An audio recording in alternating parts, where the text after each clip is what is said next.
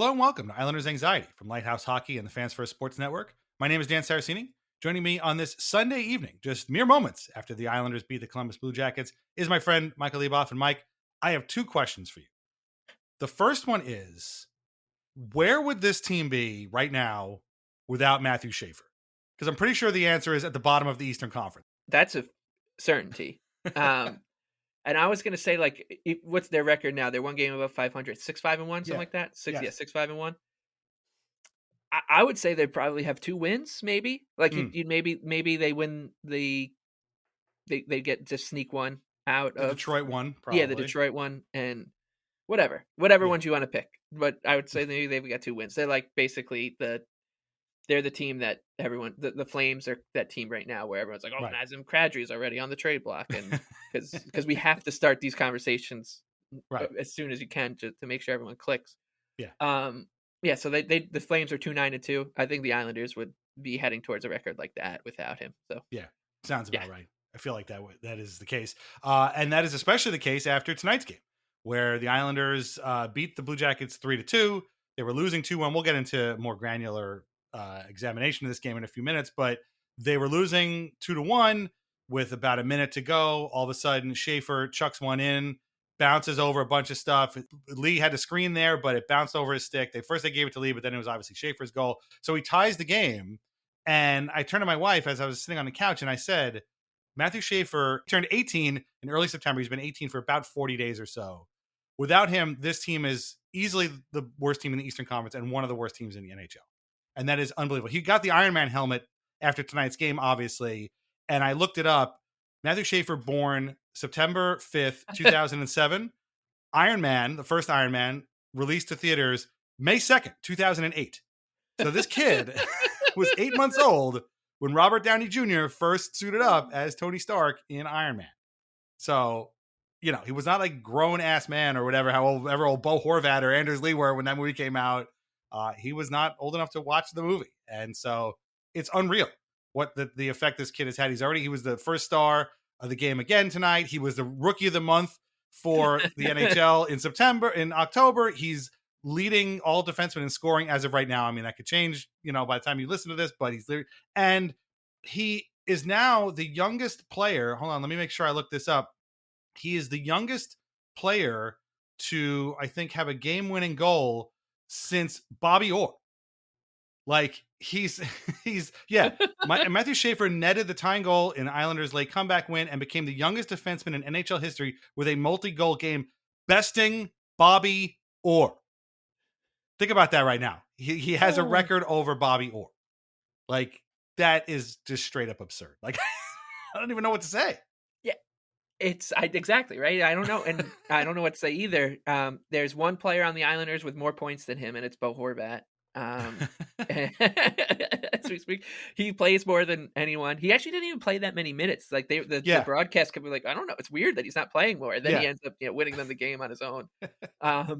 But a funny thing that dawned on me as you were talking is we're almost going to need to couch the first 5 minutes of every episode from now until his career's over, just to to talk about this guy, because that's how good he seems like he's going to be. And it's absurd. He gave us a great woohoo at the end too. At Brendan Burke was like, wow, good old fashioned woohoo from Matthew Schaefer.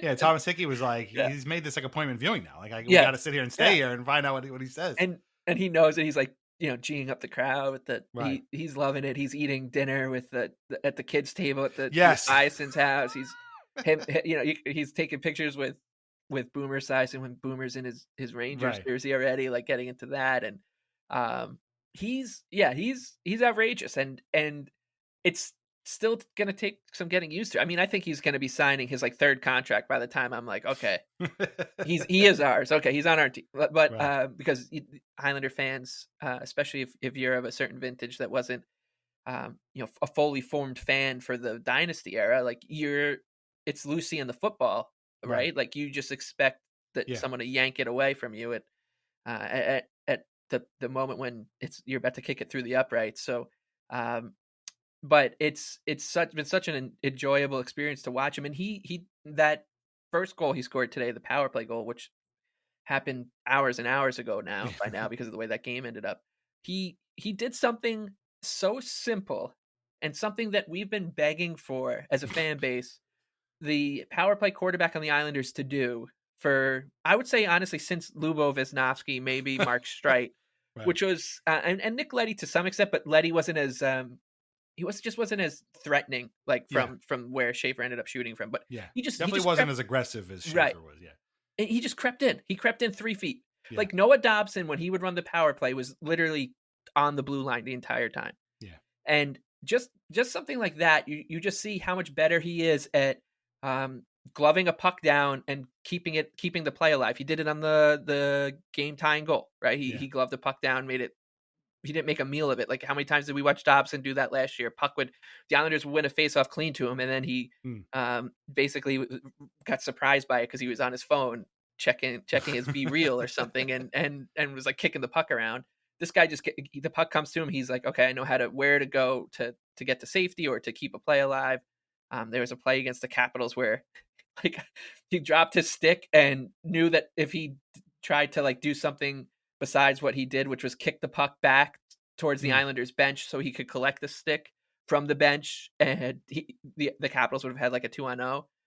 But he's so good at these super little specific things that build up an entire player. He's so much better at them than anybody else that the Islanders maybe have ever had. Yeah.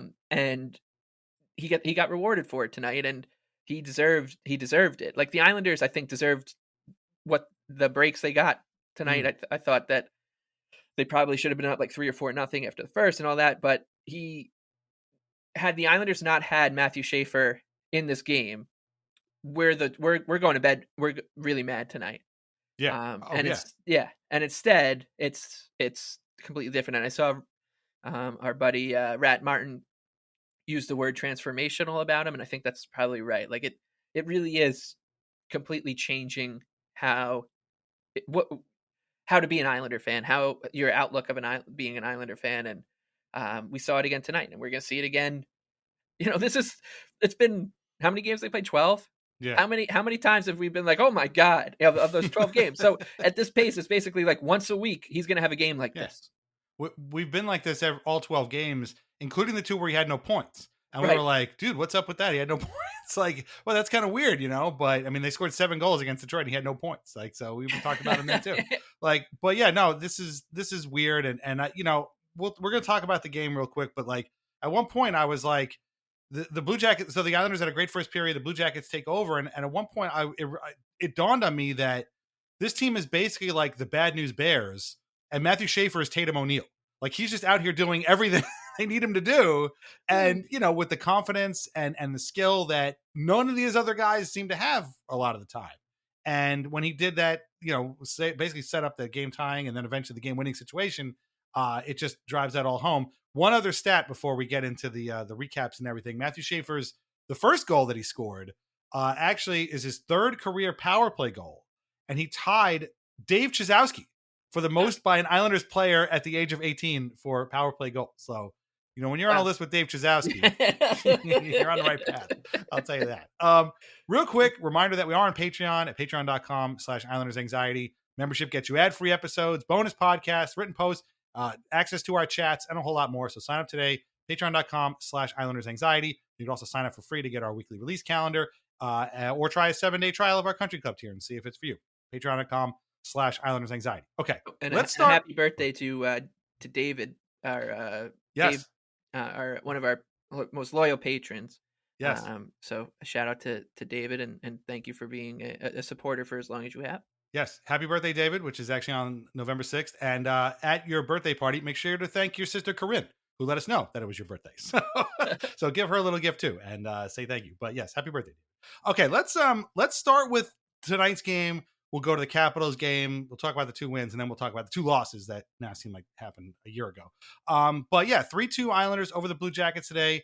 Game started. All Islanders basically shots were 18-3 in after the first period. Scheafer scores a goal. You talk about the way he actually scored the goal by creeping in on the power play from really the top of the circles. He scored 10 seconds into the power play. Like, how often does that happen for the Islanders? Right. It ain't often. Yeah. Yeah, so it was very weird to watch a power play where it was like we didn't watch 18 shots get passed up Right. like on backdoor pass. We're like, oh wow, they're really moving the puck along, and then a puck gets passed and it hops over Noah Dobson's stick, and that's the end. And get the second unit on, right? Weird. Yeah, I Weird know. how that happened. I was like, what? So 1-0 Islanders. Again, they were terrific in the first period. Second period, Columbus starts clawing its way back thanks to a parade to the penalty box by the Islanders. Again, they need to stop doing this. I'm going to get back to this when we talk about the Bruins game in a little bit.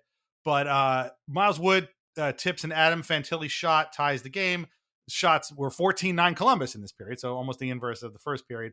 More junk to start the third period, and then 12 minutes in, Danton Matejchuk, who's definitely not former Dallas star Richard Matvichuk, crosses in front of the net, scores goal, makes it 2-1 Columbus.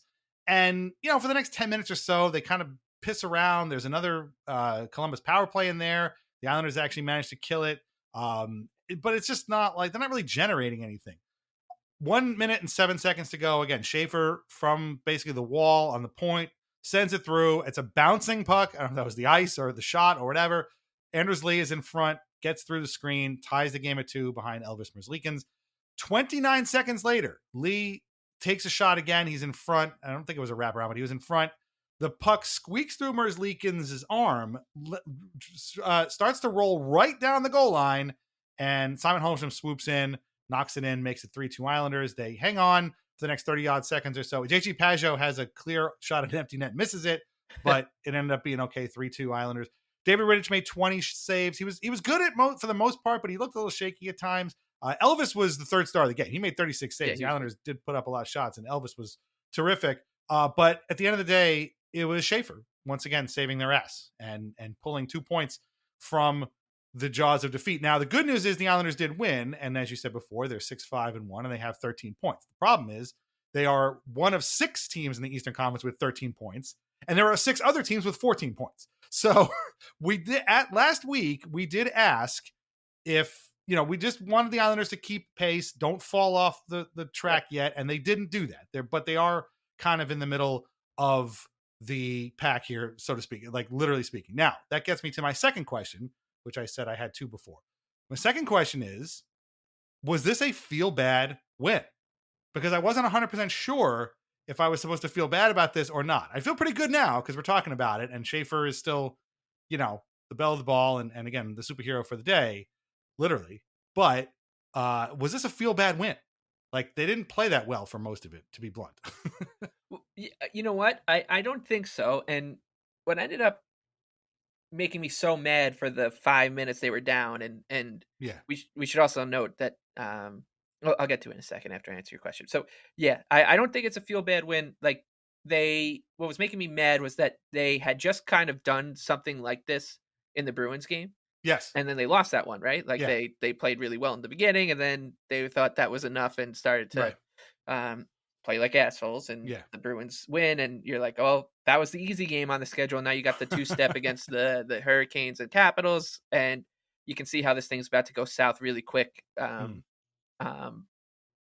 over the weekend. And that's what I kind of felt that way again when Matt Tkachuk scored that goal. I was like, oh god, like another kind of winnable a game that you were the better team for the most part, and you beat yourself against a team on a back-to-back, as the Bruins were in that game, and you were playing Joonas Korpisalo. Today you're playing Elvis Merzlikins. Like it felt like, oh man, I've seen this movie a million times, including on Tuesday night. Like I don't like this movie, and I continue to watch it. And then they end up well, one guy ends up kind of snatching victory from the jaws of defeat for them, and he's just happens to be 18 years old, which is crazy that he's the one getting them over the line in this. It's truly just remarkable stuff. But the other thing that was really getting at me for this game was that the Islanders weren't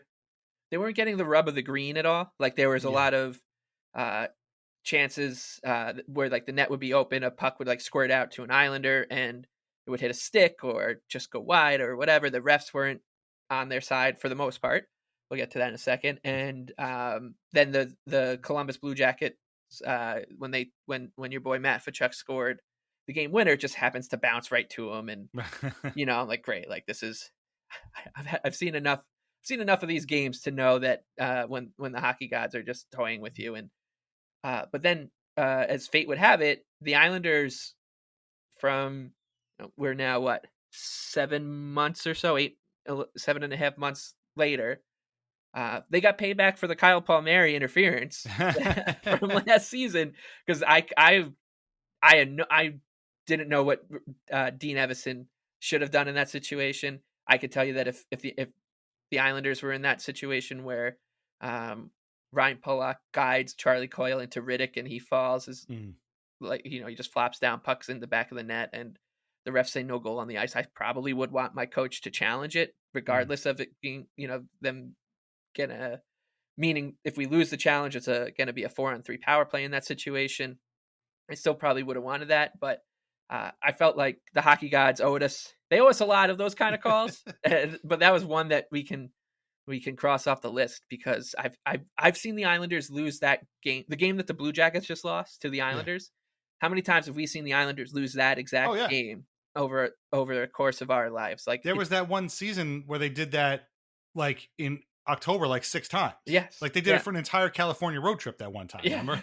Yes, and with the goalie interferences and all that stuff. Yeah, like I was like, great, this is so taste of the Islander medicine there for the Blue Jackets. But yeah, I think they definitely got some payback there for the Palmieri situation because that was questionable at best. But yeah, I mean, it was just long story short, no, I don't think it was a feel bad win. I just think we're gonna have to get used to this, right? Like where the team is there's the gap between the good and the bad is very wide on this team, but the good is so good that it can win games on its own. And I thought there was a couple times when the Islanders would be buzzing around, and I was like, the last thing I want to do is see 53-32 out there, and they would come out and then ice the puck or something, and I'm like, this team is something else. It's rough, but I'm glad you brought them up before I forget and we move on to the next game. So McLean, Cizikas, extremely ineffective. I'm going to throw 77 into that list as well. I feel like not only is Tony DeAngelo a menace out there, but it feels like he's on the ice for 40 minutes a game. Just every time I turn around, he's there, and it really makes me mad. But the other person on that same line is Anthony Duclair. And I'm starting to feel a little bit bad for Duclair because this is not where he was supposed to be, and this is not where anybody expected him to be. And I guess I would feel the same if it was Max Siplikov or Max Shabanoff, who are both still out now. Shabanoff still hurt, Siplikov scratched. These guys don't belong in this spot. And I could see Duclair trying to make the best of it. Like you can see he's trying to do some stuff. At one point, he made a great defensive play, and Thomas Hickey praised him for it. He's like a little bit like a defenseman out there. So he's trying to do the best he can. He's healthy now for the first time, and I think he's got 2 goals this year. But this is not where he needs to be, and it ain't right. And I don't know what that means to me. If it was me, I would send McLean to Bridgeport, or better still, Venus or something. I don't know, anywhere else that's not here. Cizikas is a bit of a tougher sell because he's been here for so long, but like, I would try and make that a scoring line again. Like, who says it's got to be like a crash bang line? The Islanders have crashers and bangers throughout the lineup. Right. Like, I don't know. I mean, Kyle Palmieri is a crasher and banger. Right. Lee so is Anders Lee. Yeah, Lee and Pajot, like that line. I don't. Yeah, it's such a strange. Yeah. It's basically like, okay, you got these 9. We got these 9 guys who are all buzzing at the moment. What are we going to do with these other 3 other guys? Yeah, and you almost would be like, just don't even play him. Yeah, just play short. Just play short 3 guys. Make the cap savings. I don't, because it's a very. I don't even think Cizikas is killing penalties anymore. So because it seems like they're rolling with Pajot, Holmstrom, then Horvat and Palmieri for the most part, and lately, and it's been working pretty well. But so it's such a strange dynamic because like they'll be the other 3 lines are going, especially with Richie. I mean, it's so funny to see a 64 out there. Sometimes there are numbers that make you look bigger than you are. And 64, he's a big guy anyways, Cal Ritchie is. But when you wear the number 64, it makes you look.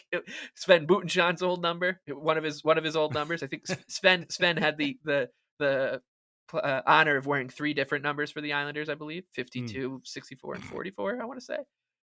So if you're wearing 64 out there, you're a hoss, and Cal Ritchie's certainly a hoss, and so like with the other 3 lines going, and then it's that one, you're like, oh god, it feels odd, but hey, they got through it. They almost scored tonight. In I think the only way that line is ever going to score, which was like, Duclair makes a pass to Cizikas, who scores. And the other thing about like crash and bang fourth lines is that people are always like, well, you can't win in the playoffs without a line that's out there punishing people. All right, well, what about the other 82 games? Like, I think it's okay. Like, that's a bridge we'll cross when we come to it, right? Yeah, like, I mean, hey, if you feel like we need to wear down an opponent with a crash and bang fourth line in the third round of the playoffs, by all means, bring up Mark Gatcomb and playing with Cizikas and McLean. Like, if we're there and those guys are out there, I don't care.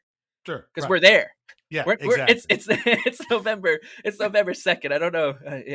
I think it's. I mean, I would. And you can almost sense it in the broadcaster's voice. They're like, these guys aren't playing that much. It's kind of a tough deal for them, especially Duclair.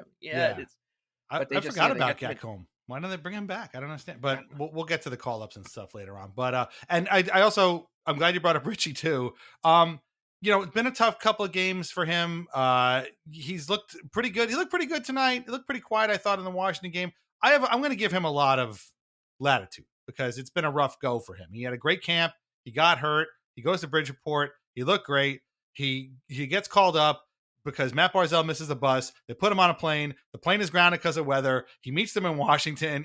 He's okay, I guess. He's okay tonight in Columbus. He hasn't practiced with them. He's probably living in a hotel or something. So, I mean, this poor guy's had a hell of a week. Like, I just want to give him a break. But he did look pretty good. Like, the wheels look good. Again, seeing a guy wearing 64 is kind of weird. But at one point, he was like, crashing the net and stuff like that. So I think it'll come around. This is not an easy sell for these guys, or an easy role to play right off the bat. So let's give him a lot of time. I don't want to see anybody like make too many snap judgments, but we'll see. I think there's lots of likes so far about him. But yeah, so 3-2 win over the Blue Jackets, exactly what they needed. It didn't come in an orthodox way, but that's fine. And Scheafer again was the star. Now this is their second straight win because they also won an improbable game Friday night in Washington on Halloween.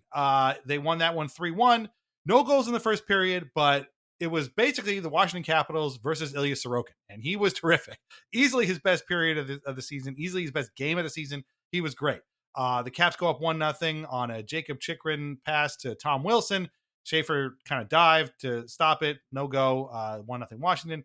Logan Thompson was great in this too. He stopped Drouin, had him down, makes a great save, but Simon Holmstrom passes to JG Pageau for a shorthanded goal because what else? Ties the game at 1. Spencer Carberry, of course, that Billy Zane looking motherfucker, has another review because God forbid the Islanders score against his beloved team. And I gotta be honest with you, he may have had a point because I thought Pageau was offsides, but they let the goal stand. So take that, Billy Zane. And it's still 1-1. The Islanders were better in the second period. They outshot the Caps 10-6. They had good jump early. At 4:29 left, there's a 2-on-1. No, excuse me, 4:29 in the third period. 2-on-1. Emil the Cat Heineman to Bo Horvat for a wrister makes it 2-1. Beautiful wrist shot. That right there is your Vanda Pharmaceuticals shot of the week. Get vaccinated today. The Islanders for the rest of the period kind of clog things up. Washington, they kill off a Washington power play late. Barzal gets around the defense, makes it 3-1 with the empty netter. Caps only had 4 shots on goal in the third period. That's some classic Barry Trotz shit right there. Sorokin, 22 saves, easily, again, best game of the season. Thompson was great, 20 saves, but he could have stolen it, but were it not for Bo Horvat and the Vanda Pharmaceutical shot of the week. Felt like a playoff game a little bit, I thought. Am I crazy? I know it was October 31st, but at one point in that third period, I'm like, man, this is it's a tight game. Nobody's really running away with it. The Islanders are just hanging around, and next thing you know, they have a lead, and again, they clogging up the middle a lot, and Sorokin was huge. The Islanders did go for 4 for 4 on the penalty kill, which was great. They went 0 for 5 on the power play, but 4 for 4 on the penalty kill for this team is enormous. And more importantly, than what they did do, which is stop their slide and win a game in Washington, is what they did not do. And what they did not do in that game is give up goal number 900 to Alexander Ovechkin. Because I know I was afraid they were going to do that. You were afraid. Our friend Joe Yurden, who's going to be on Weird Islanders later this year, he was afraid they were going to do it. He was going to do it against the Sabres the next night. He didn't do it there either. But yeah, not giving up goal number 900 to Ovechkin was huge. But so was the 2 points. But yeah, am I crazy, or did this feel a bit like a playoff game?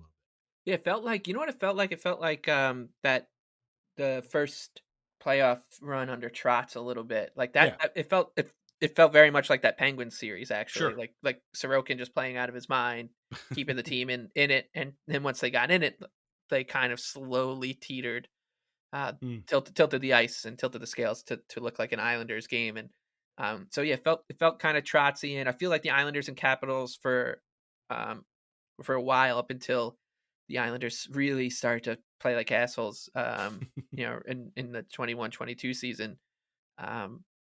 They played games like this all the time. Like it was just, and it was just always, one bounce one way or the other that decided it. And whether it's like Jaro Halak in goal for the Islanders, or maybe he was in goal for the Capitals, whoever he was in goal for at the time, the one goalie was playing really well. And the other team would kind of just would be leaving with a moral victory, and the other team would take the 2 points. Right. That said, the Islanders played so bad in that first period. I was out trick-or-treating at my brother Dave's in his neighborhood with Isla and Emmy, and Emily got back. We watched the first period, and we left during that intermission, and I was like, kind of don't want to turn this one on because I know exactly how this is going to end. And right. Eventually I stuck with it, and I would have bet everything I had that the Islanders did not win that game, especially coming off of what they were doing the night before. And I thought it was kind of appropriate. Isla really wanted to be Batman for Halloween, so she was Batman.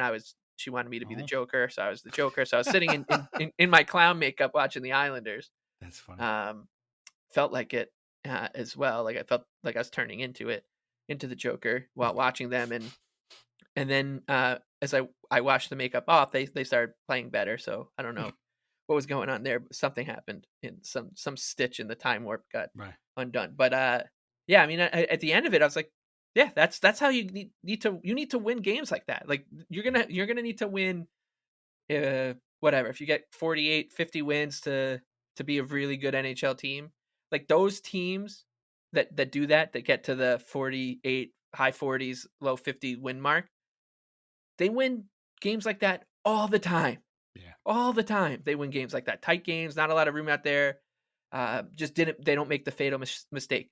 The Islanders, over the last 5-year season that we watched, they made that fatal mistake almost every time these games like this would unfold. Because I think this is like the most common version of an NHL game, right? It's like there's one team pushes, another team pushes back, and it really just comes down to whoever doesn't shoot themselves in the foot. And the Islanders just loved shooting themselves in the foot over the past few seasons, and they found a way not to do it this season. And yeah, Sorokin really looked like his vintage self. And I was thinking about that performance. I'm like, that used to be the norm, right? Like he used to just be this good all the time. We'd talk about it. We're like, we're so lucky to have a guy who, like, this is what he does every night. He goes out there. The Islanders play like whatever they do in front of him, and he's just like fighting off pucks like a superhero. I used to always talk about it. He was very, he moved like a symphony, like it was very symphonic. Yeah. You can hear the orchestra in the background, right? I miss those. I miss those games, and I'm like, if we could get more of those, it would be so nice, because it's enjoyable to watch when he's like that, when he's assertive, he's punching pucks out with his blocker, and he's making those last gasp saves with his flipper, and he had a bunch of those. So. Yeah, more of those. I was surprised that he didn't get the start tonight coming off of that. Yeah. Coming off that game, but I don't know anything about how these things work, so whatever. It was the right decision. They won. Went to bed that night very surprised they won, because I was ready to be staring an 0-3-1 stretch down, and being like, wow, we're about to watch this very mediocre Eastern Conference run away from us, which is really hard to do when, as you said, I think there's the Flyers, if they lose tonight, there would be 5 teams that are 6-5-1 or 6 teams that are 6-5-1. So like if you're the team that's watching this conference run away from you, you're really bad. And the Islanders were on the verge of watching that happen. Yeah. Well, I was just thinking, we asked these guys, don't sink to the bottom. Don't fall off the track, or whatever it was that we said. And this is exactly what they're doing. But I was actually by myself. My daughter was at a Halloween party. My wife and her friend were at the Halloween parade in the city. By the way, you have to send me a picture of you guys as Batman and the Joker. I really need to see this, by the way. My daughter dressed as Anne Hathaway from the Princess Diaries. She had her like white gloves and dress and my old headphones and sunglasses. And then my wife and her friend were Blanche and Dorothy from the Golden Girls when they sign up for a gym and they have these really gaudy, like sparkly 80s workout wear. So it was sort of like double costume, 80s workout people plus Golden Girls. And of course they were noticed by a group of gay men in the city at the parade. They're like, oh, we know exactly. So like, of course. But they look really great. Anyway, I was at home handing out candy to the kids and like you, totally prepared for them to completely blow this game. And it ended up being a good one. And the thing about Sorokin, I want to point out real quick, I agree 100% with everything you said there. He was absolutely in control in a way that he hadn't really been, at least for the most part of this season and long parts of the last couple of seasons. He wasn't kind of flailing around. He made some great saves, but the flippers were working. He was never like out of position. He was exactly where he needed to be, right at the right time. And it was a controlled, intense performance that I don't think we've seen from him in a long time. He's not an intense guy. He's obviously a very goofy, kind of laid back dude, right? But this is the kind of performance that they're going to need from him a lot more than we've seen this year. Oh, there's the picture. I got to take a look soon. But yeah, great game. Again, Spencer Carberry, enough already, please. I know they got to play them again in November. I'm totally expecting a challenge there as well, but enough with this guy. But great game, totally unexpected, and a lot of fun. Now, those two games represent the good part of the week. As patron Ken said in one of our chats, this is a little bit like there's a Spike Lee movie out called High to Low, which is a remake of an old Akira Kurosawa movie called High Low. And this was a week of high low. We had the high of these two great wins, and we had the low of two very annoying, very awful blowout losses. We might as well start with the Hurricanes one, again, going backwards in chronological order. 6-2 Hurricanes on Thursday night. Before we get to the game, we got to talk about what happened before. Matt Barzal misses the bus to the rink for practice or whatever, but the skate around before the game. It is announced that he won't be playing that night and that they're calling up Cal Ritchie.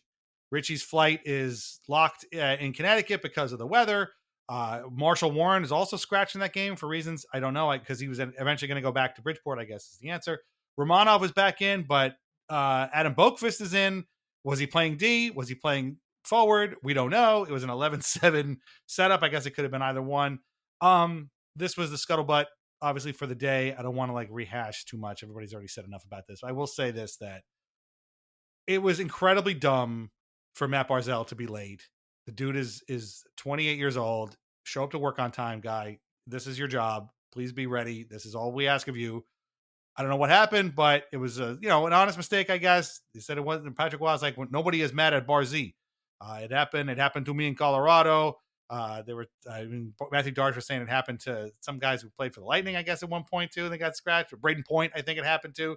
He got scratched. So I get that, but when you've lost whatever it was at the time, 2 games in a row, and you're going into the building of a team that has literally kicked your ass for the last 3 or 4 seasons, it seems a little excessive to scratch the guy for being late. There are other ways to punish the guy. Well, you could have him sit for a period. You could have him, pick up dinner or something. I don't know, something.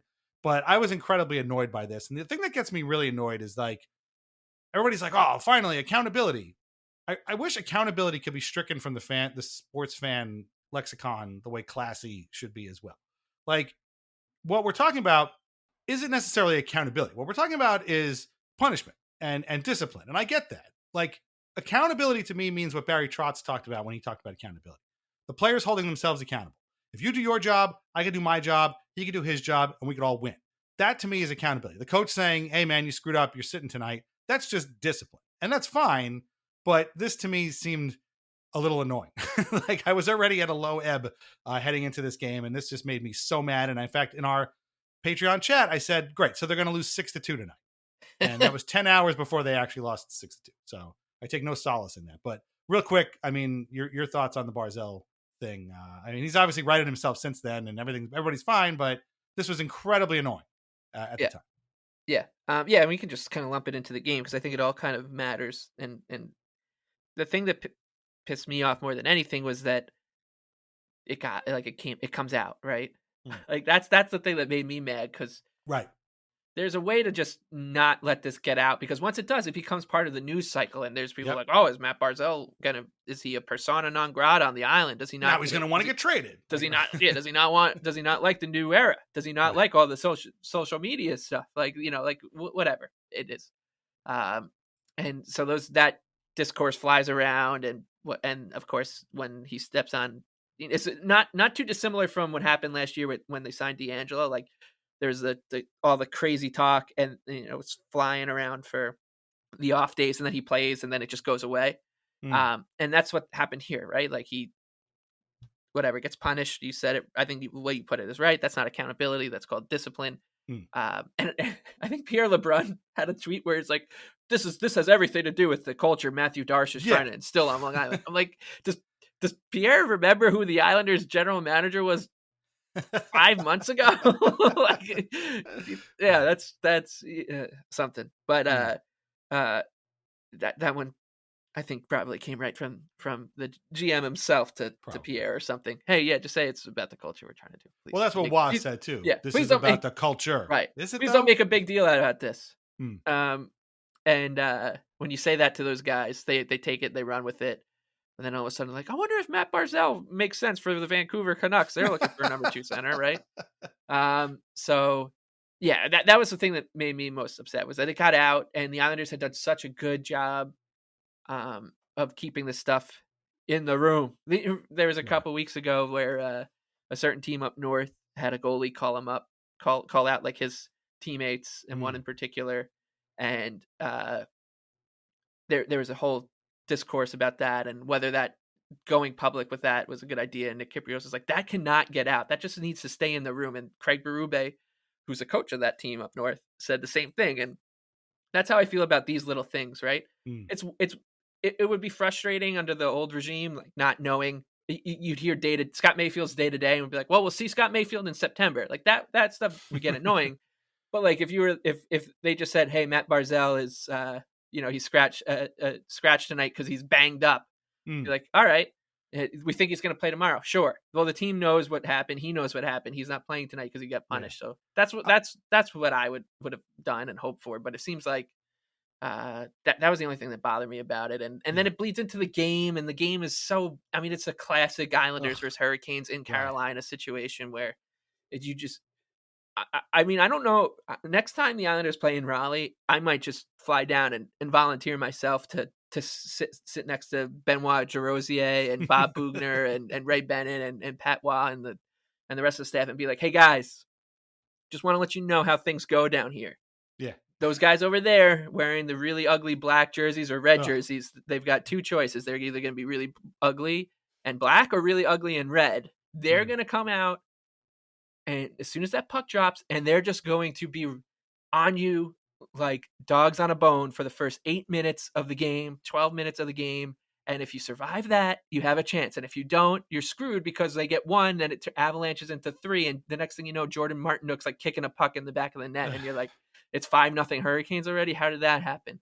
Right. And it's every time. It's every time. And so when you throw that happening again on top of the annoying discourse around Matt Barzell sleeping, missing his alarm, or whatever it happened. It was a very unpleasant night. It felt like the wheels were coming off a little bit, and we had the game against we obviously had no idea the Islanders were going to win the next 2 games, which they basically had to do to make this a positive week and or close to it at least, to do the job of treading water. And so yeah, at the time I was like, well, we're screwed. Like, this is it. And it's going to be annoying the next the cycle around the Islanders for the next week is going to be like, well, they're sinking to the bottom. Barzal is being disciplined. Are the Islanders heading towards a fire sale? Like I was mentally preparing for all that, and we got saved by it. So, but at the time you don't know that, and it was a very, very unpleasant experience, as it almost always is down there in Raleigh for us. Yeah.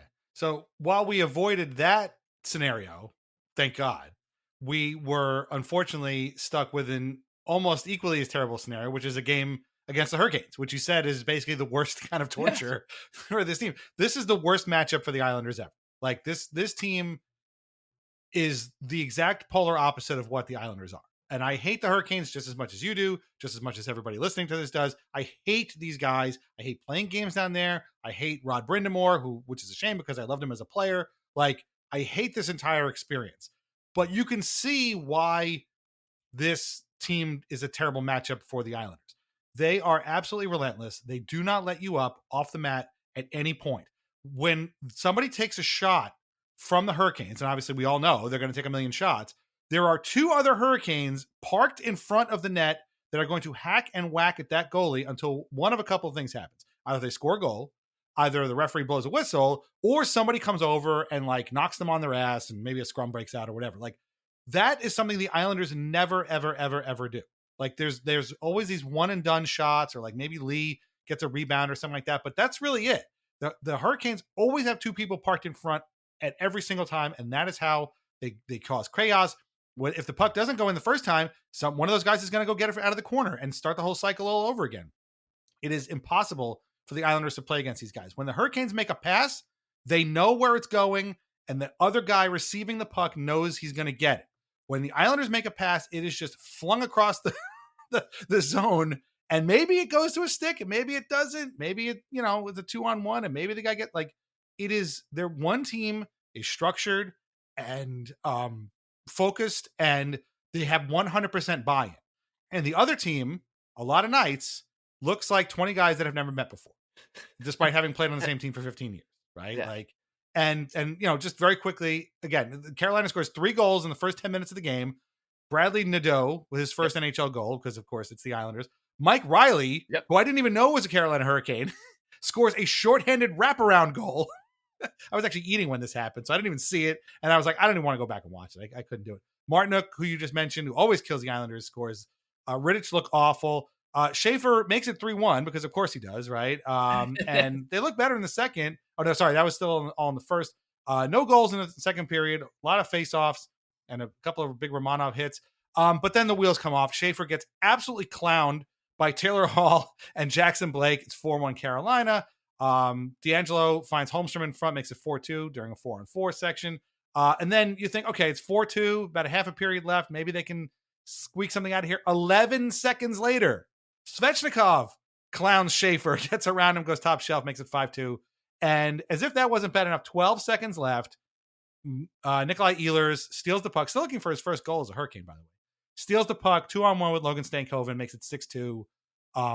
That is what you can do when you have absolutely destroyed and dismantled and demoralized a team for 60 minutes. And I wasn't even mad about it because that's what you can do. Like, this team is just that good, especially when playing against the Islanders, who again have no hope in beating these guys as currently constructed. So terrible game for the Islanders. Great game for Brendan Bussey of Sound Beach. We have not yet to determine if he's an Islanders fan or not. So we're not going to put him on the Adam Fox, Charlie McAvoy plan yet. We'll see what happens. But he was great. He was very solid. 26 saves. Yeah. Rittich again swimming for most of the night, and it was just garbage. Absolute garbage. It was it's just a terrible experience, start to finish. With they really hit the bingo card. First NHL goal, Riley scored. Son of a former Islander, great scores, and Long Island goalie in the other goal, and of course all of this is narrated to us by the one and only John Buccigross, who this was, and we were talking about the Steve Levy, Ray Ferraro broadcast being pretty good a couple weeks ago. Yeah. This was about as bad as, this honestly felt like if you went down to WHR or WRHU, whatever it's called in Hofstra, we're like, can you guys just send 2 guys to call the Islander game? Two sophomores or even a freshman or 2 to call this game on ESPN. They'll do a better job because this was absolutely Yeah, it was a brutal. dog's. It was a dog's breakfast. It It was was awful. so bad. AJ Milesko couldn't even save it. Yeah, it was terrible. It was just so bad. It was so bad. Yeah. And so yeah, it was a terrible night, especially with what happened a couple nights before, Right. and not knowing what was to come. So it was this felt like we kept on referring to the Islanders finding new rock bottoms all of last season, and I had that thought to myself. I was like, well, I thought rock bottom was the 0-3 start, the Jets scoring right after the Islanders scored to make it 2-1 in that game, and then the wind comes out of the sail, and that was a little bit of rock bottom. This one, I was like, this is getting close to it. This with the Barzal thing and the way they lost to the Bruins, the broadcast, the people who were scoring and saving against us. It felt cruel. It felt cruel, but not unusual because this kind of stuff is of course Oh not yeah. unusual to the Islanders. So yeah, just an awful night. Yeah, just the worst. I hate. I think I'm going to have to add the Hurricanes to my list. You guys have been listening to this podcast know for a long time. I don't watch games against the Rangers. And I don't watch games against the Leafs. But I have actually broken that rule recently. In fact, I watched the Rangers Islanders preseason game this year. I think I'm going to have to just add the Hurricanes to that list because I can't take it anymore. Like I can't do it. This team has owned the Islanders for 5 years. Like going back to actually probably longer than that if you go back to that 2019 series, which was very close. Like that wasn't like complete ownage or domination in that series at all. The Islanders, if it weren't for, Devon Taves' goal getting pulled off the board and a couple other things here, might have won that series or at least stretched it out beyond, 4 games. But since that time, it's just been a downhill slide into these two teams. And the Hurricanes know it. You could tell that they know that they own the Islanders and they're just not going to let up. And the Islanders just are not equipped to beat this team, period. End of story. They can beat a lot of other teams, as we've seen, not these guys. So they can change it. Things can be different, but this roster with this coach, this game plan, and it ain't going to happen. So anyway, thank God it's over. But we have one more loss to talk about, and that isn't almost as irritating. 5-2 loss in Boston. This one started out great. The Bruins, by the way, coming into this game, were on a back-to-back. They had lost 7 of 8. This was a team primed for picking. The Islanders had lost a shootout in Philly. Hey, you know what? You lost a shootout. It happens. They blew a 2-goal lead there, too. Now's the time. Jump on this team. I know it's in Boston, but you can make this work. Get these 2 points. They had a hot start. They're up 1-0. Drouin dropped past to Horvat. Great goal. Makes it 1-0. Delayed penalty. All 5 guys touch the puck. This is some like Tex Winter, Phil Jackson shit right there. Ends up Barzal to Palmieri. Makes it 2-0. Korpisalo never even saw it. Beautiful goal. And you think they're going to run away with it. But second period, the Bruins woke up. The Islanders have back-to-back penalty kills.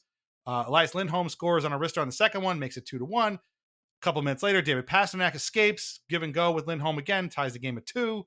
Next shift, Mikey Esimont, or as Brendan Burke would say, Esimont, redirects a Charlie McAvoy shot. In a blink of an eye, it goes from 2-0 Islanders to 3-2 Bruins. And you're like, what the hell just happened? I thought one of these teams played yesterday and the other one was off. And no, the Bruins just decided they weren't going to lose that game. The Islanders get a double minor power play. Carries over to the next period. Nothing happens. They get another power play later. Drouin and Palmieri have a couple open looks. Again, nothing comes from it. Morgan Geekie on the power play, of course, makes it 4-2 Bruins. They get a gift power play late, the Islanders do. They completely blow it. And then Barzal is dancing at the blue line. Fraser Minton, former Maple Leafs farmhand, Fraser Minton steals the puck, seals it with an empty net goal. You were saying before when we talked about Barzal that, they could have said anything, any reason why he was scratched. It didn't have to be the lateness thing. If they had said that Barzal was scratched because of his play at the end of that game against the Bruins, I would have said, right, fucking A right. That's good, because I hate that shit. Him dancing at the blue line, and I know it was an empty net goal, but like you can't do that, man. If you're trying to score a goal with it net empty, you can't be just like dipsy doodling by your own blue line. That to me is worse than showing up late. But they did what they did. Anyway, Sorokin only had 17 saves. I didn't think he was that terrible, but he definitely could have been better. That's for sure. Korpisalo was very good after the first period, made 33 altogether. They had a lot of shots, but overall, just a really unacceptable game. And again, this is the second game in a row they blew a 2-0 lead. Pelican Pollock looked like they were skating in mud, very slow. Everybody else was very, very careless. And like in tonight's game against Columbus, I said I was going to tie this back. A penalty in the second period seemed to absolutely derail the Islanders. And that was where, they took a bunch of penalties in that game against the Bruins. That was when they started their comeback. They took a bunch of penalties here against Columbus. They eventually took the lead.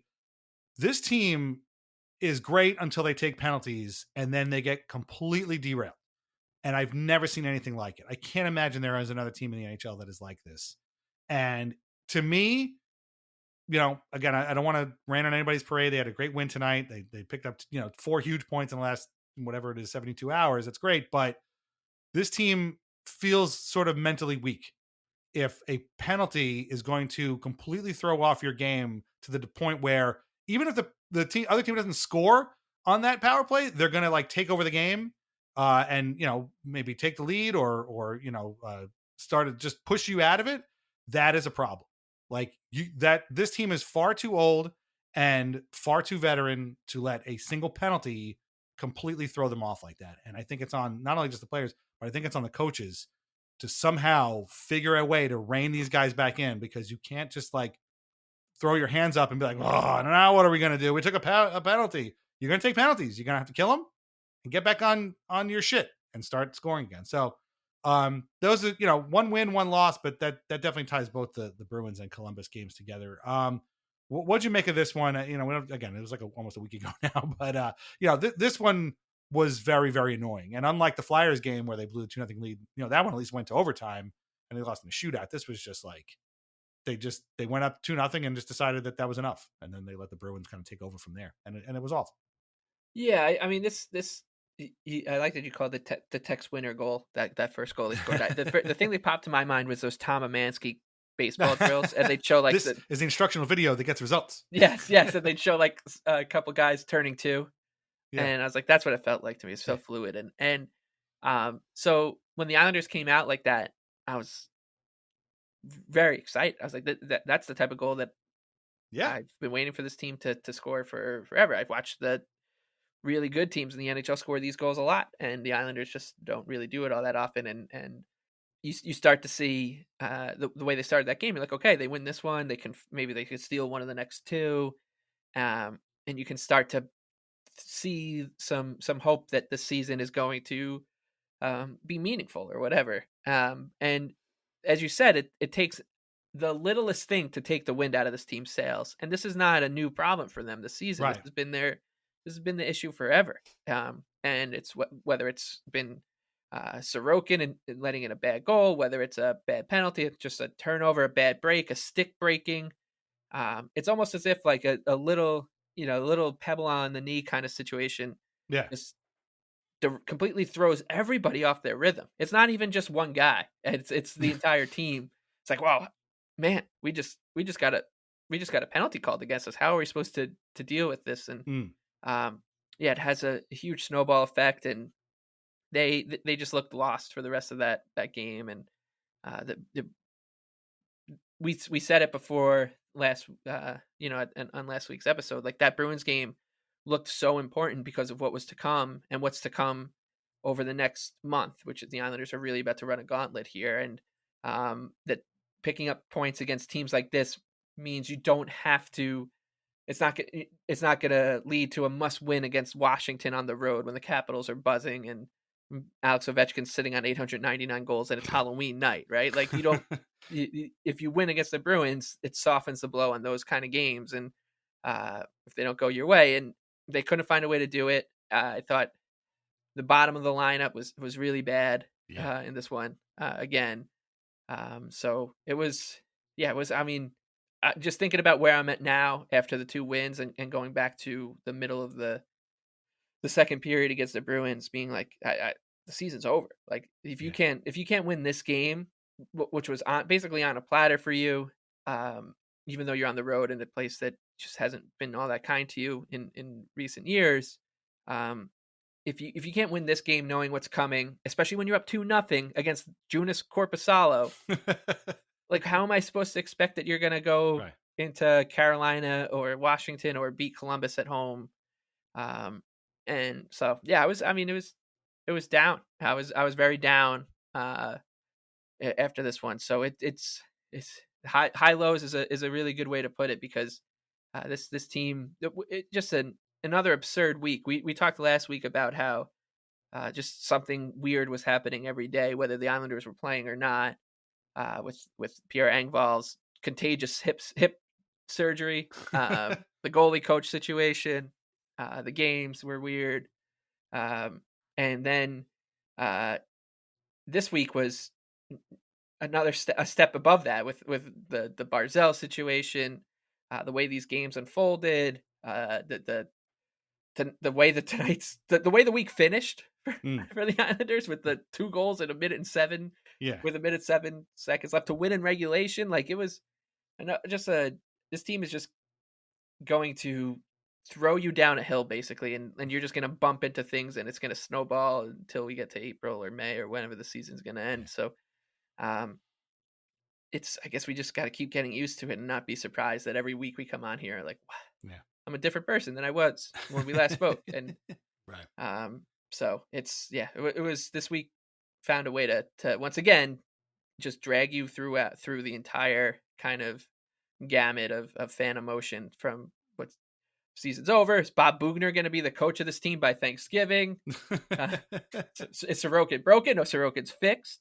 Yeah. The hockey gods hate us. The hockey gods love us. Like, what Matthew Schaefer stuff is the only thing that's remaining kind of steady. So I know this first half has been an hour. We're going to take a break in a minute, so I don't want to go too far down this road. But I know that there are people that are like, there are no expectations this year. We don't need to live and die by this team. It's all about, next year and letting Scheafer go. But we can't do that. Like, we've talked about this. Like, we can't ever just sort of like, I mean, for one thing, we have a podcast, for God's sakes. Like, we can't just like kind of, just let it go roll off our back. We got to have opinions about these things and watch these games. And it's tough. Like, we don't want to watch them lose a ton of games, even though we know that they are.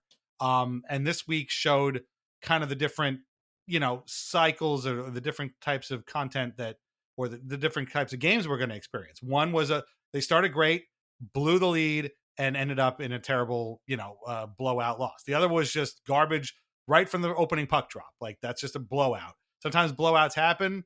You don't want them to happen too often. Fortunately, they don't, but that's one kind of loss. Blowing a 2-0 lead is a different kind of loss. Coming from behind to win a game at home, in the final minute, that's one kind of win. Again, they don't happen that often, but it was very exciting to do that. And then before that was a very methodical, again, almost playoff-like game where they just stuck with it, toughed it out. The goalie was huge, and they won a game that, a lot of teams that they used to win all the time, and a lot of teams win all the time. So we've seen 4 different games with really 4 different outcomes, and this team is capable of these and anything else. Right. And so it is going to be a roller coaster. The Flyers did lose tonight. So currently they're in the basement, but they've got the same amount of points as the Islanders do. So, one of these teams wins on Tuesday and all of a sudden they're in a playoff spot, or, they lose and all of a sudden they're in last place. So it's going to be wild. We do have to kind of temper ourselves, but if you're like us and you get mad when they blow a 2-0 lead in a winnable game, I think that's fair. I think that's legitimate. That's normal. If you're not, good for you. and just to add to the funkiness of it all, is I feel like the Islanders haven't played a normal game. I mean, like a normal game time yet.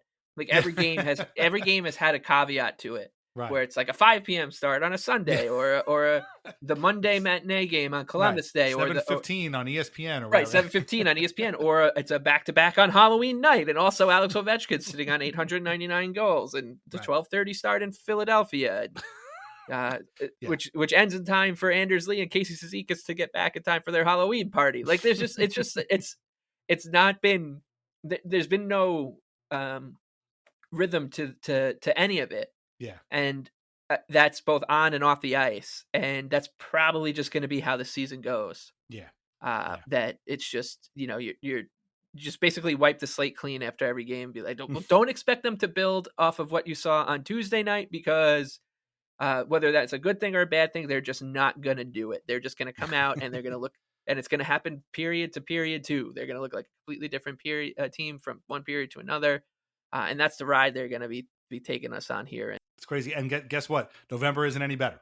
Oh, yeah, every start is a different thing. Yeah. I know. So, okay. But we don't need to talk about that right now. But we're going to take a break, and we're going to come back and look at the next 3 games, 2 of which are at home coming up this week. And then you knew we were going to do it. You knew we had to do it. The man we all know scored his 500th NHL goal up north, or actually scored in Columbus, ironically. And you knew we weren't going to let that go. So you're going to have to just buckle in for already our third Master Leaf Theater of the season. But we will get to that in the second half, I promise. Just meet us on the other side. Thanks. And now, a word from our sponsors. VintageIceHockey.com. Over 100 classic hockey logos on t-shirts, jerseys, hats, mugs, and more. Long Island Ducks, Albany Riverettes, Danbury Trashers, Kentucky Thoroughblades, and so many more. Plus a full line of Islanders Anxiety merch with our portion of the sales going directly to the Center for Dementia Research. These incredible items cannot be found in stores, so shop VintageIceHockey.com today. Relax, sit back, and enjoy wine from The Pinot Project. Rosé, Pinot Grigio, or a Pinot Noir that was named a Best Buy by Wine Enthusiast magazine. These wines are delicious, affordable, and available at area wine shops and at UBS Arena. Learn more at thepinotproject.com. And please, drink responsibly. Introducing Meta Ray-Ban Display, the world's most advanced AI glasses. With a full color display built into the lens of the glasses, it's there when you need it and gone when you don't. Send and receive messages, translate or caption live conversations, collaborate with Meta AI, and more. Be one of the first to try Meta Ray-Ban Display. Visit meta.com/Meta Ray-Ban Display to book a demo and find your pair.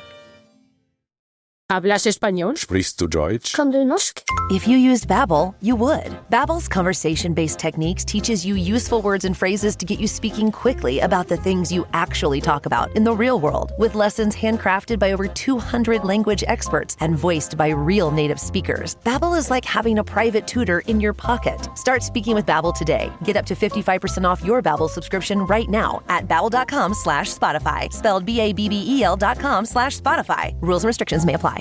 Hey there, it's Dr. Sanjay Gupta with some exciting news to share. CNN is now streaming. That means you can read, watch, and stream everything in one subscription. You can watch news live 24/7. You can also explore catch-up videos and explainer videos, and you can also watch the library of CNN's originals, including my latest documentary, It Doesn't Have to Hurt. Just go to cnn.com/all access. Once upon a mundane morning, Barb's day got busy without warning. A realtor in need of an open house sign. No, 50 of them, and designed before 9. My head hurts. Any mighty tools to help with his plight? Aha! Barb made her move. She opened Canva and got in the groove. Bulk creating Canva sheets. Create 50 signs fit for suburban streets. Done in a click, all complete. Sweet! Now, imagine what your dreams can become when you put imagination to work at canva.com.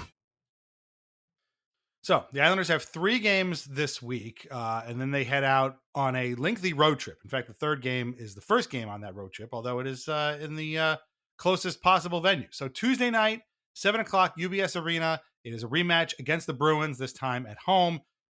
That's a normal start time, a normal game. So we'll see if the Islanders can exact some revenge on Boston for last week.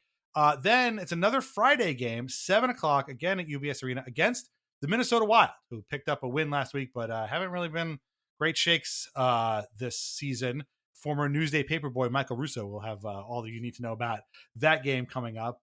So check that out. But then Saturday, on the back-to-back, it is another 7 o'clock game. This one at Madison Square Garden against the Rangers. So, and again, that's the first game of a 7-game road trip that's going to take them through New Jersey, Vegas, Utah, Colorado, Dallas, and Detroit in the next couple of weeks. So let's just focus on these 3 right now. You know, not the easiest schedule, but not the worst schedule. These, I hate saying this, but like theoretically on paper, these are 3 winnable games for the Islanders. These are not juggernaut opponents here. But as we just finished saying, you can take nothing for granted with this team. You know, what would you like to see from this? I mean, obviously we'd like to see them beat the Bruins. On any back-to-back, you hope to just take at least one, right? But if it's going to be one, you kind of hope it's the second one, right? At the Garden. I mean, I'm going to say, like, I think they should win these 3 games. Like, you should. The Rangers have beat the Islanders. They beat them by like an aggregate score of 23-5 last year. It was bad. Yeah, it was horrible. They ran ever since the Stadium Series game. Yeah, like it's just been all one-way traffic. And that's how this rivalry goes. I mean, the Islanders had would have seasons like where they'd win 4 in a row and embarrass the Rangers and whatever. So this is just how it goes, but show that means something to you, because it definitely means something to the fan base. So and the Bruins and Wild just have been very unimpressive. I think Minnesota's near the bottom of the entire league right now. They give up goals for fun, and we know that the Bruins, we saw them last week. We know what they're all about. They're a pretty middling team as well. And so, yeah, I mean, these are 3 games that if this team is to build on anything, like it's about winning these kind of games, especially with, as we keep saying, like what's to come. Because you don't, if the Islanders go 1-2 in these 3 games, like it's more likely than not that is, we're looking at like them being on like a 1 or 2-5 stretch or something from that point through the next couple of weeks, because of that was what they did last year, where they just won 1 game every week. Right. Yeah. They kept, yes, exactly. Right. And so, and look, if you can find a way to do that, then you look at this road trip and you're like, well, we don't need to go 5-2 against the three of the best teams in the league, one of the hottest, and 2. Like if you look at the next 5 games after this week, right? Like Devils, Mammoth are 2 are off and running, and then the other 3 teams, Vegas, Dallas, and Colorado, are the 3 best teams in the entire league, and you're playing all of them in the span of 2 weeks. Like, it could get away from you. So just win these 3 games, and then we can kind of take the next bit by bit, and we don't have to go to bed really sad at 2 a.m. when they lose to Vegas, because we're like, well, that was just the 6th loss in a row. It could be like, well, they played all right, and they had banked some points in the games before that. So it's kind of imperative that they take 5 of 6 points or go ahead and turn this 2-game winning streak into a 5-game winning streak. Seriously. And especially, again, it's important to note that the one road game is it's an hour-long train ride for these guys. Right. So that's not even really a road game, let's be honest. I mean, there's going to be, 25%, 35% Islanders fans there anyway. So, but yeah, these are 3 important games that they really need to win again against normal opponents, because this next 2 weeks after this, they play not 1, not 2, but 4 potential cup contenders. The Devils are kind of on that bubble, but let's just say, particularly in the East, it's really just them, the Hurricanes, and I guess the Panthers, but even they kind of suck right now. So, and then it's again, Vegas, Colorado, Dallas. That's brutal. The last one in that road trip is Detroit, and then they come home, and then they have a back-to-back against St. Louis and Seattle. So, I mean, this November is a gauntlet. They were talking about it on the broadcast. So, yeah, it is. It's and one way to ease that is just by winning these games. Like it sounds, and we say it all the time. It sounds, for this team, that sounds like, climbing Everest to win, to sweep the week. Something that just never did last year. I think they did it once last year, where we got to talk about a week where they didn't lose a game, and it would be really nice if they could do it and go into that this brutal stretch with some momentum. And it's gonna be funny for Matthew Schaefer as an 18-year-old to just go on a 7-game road trip through different parts of the United States. Like, have fun on the Vegas, Utah back-to-back 18-year-old Matthew Schaefer. Like, good luck in the middle of the country here. That's bizarre, but I'll tell you right now, instead of putting Islanders and Hurricanes on ESPN Hockey Night, even though what's going to happen, we all know what the end result of that game is going to be. They really should put that Sunday game against Colorado on, because I want to see Scheafer versus Makar. I think we all kind of want to see that. Yeah. No pressure, kid, but right. You're going up against a guy who, you might basically be emulating just here on the East Coast. So, but we'll talk about that when we get there. So again, Tuesday, Friday, Saturday. So obviously Sunday's open. We will have our normal time, and then that episode will come out Monday morning, and then that night they're playing in New Jersey. So we'll talk about that Devils game then. So yeah, so Tuesday at 7, Friday 7, Saturday 7. be ready. Hopefully we talk about 3 wins next week. Okay. Like I said, we have reached a point where we have to do another Master Leaf Theater. This one, though, is a little bit different. In case you haven't heard by now, John Tavares did score his 500th NHL goal against in a 6-3 Maple Leafs loss in Columbus last week. He is the 49th player to score 500 goals in the NHL, which you would think was a lot higher than 49, but it's been less than 50 people. That's kind of crazy. And he's also one of 4 people in NHL history to do it with playing only for 2 separate teams. I think he for the Islanders and Leafs. So he's one of, he's a part of 2 very, very small little groups. That being said, we have some very, very strong feelings, but they also have some strong feelings up north. And before we get to so with that, we bring you a very important edition of Master Leaf Theater.